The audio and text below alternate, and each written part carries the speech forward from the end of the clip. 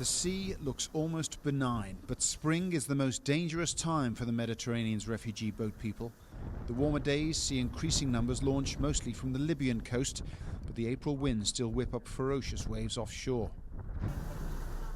Powered by a pair of 1,000-horsepower jet engines, the Italian Coast Guard's Class 300 search and rescue boats, based on the island of Lampedusa, have been bracing themselves for a new peak season.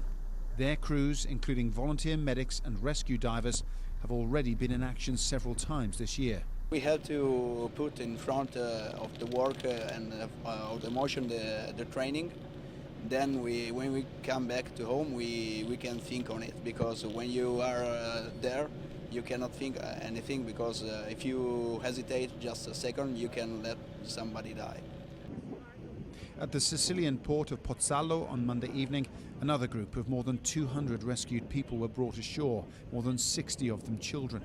This group is believed to have set off from Egypt. But the UNHCR is urgently investigating whether 4 other boats have sunk, with the loss of as many as 400 lives.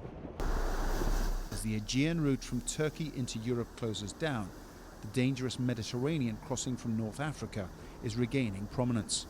Out here, pitching and rolling on the sea just off the coast of Lampedusa, you see the challenge that faces the Coast Guard here.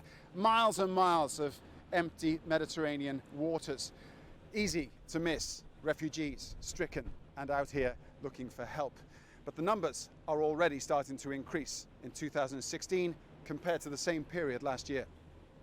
25,000 have made it to Italy since the start of the year. 6,000 were rescued just last week.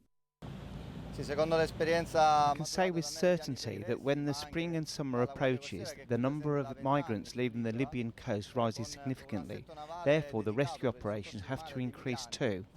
Since Monday, strong winds appear to have deterred the smugglers from launching the refugee boats.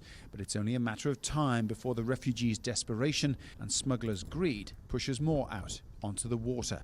Paul Brennan, Al Jazeera, Lampedusa.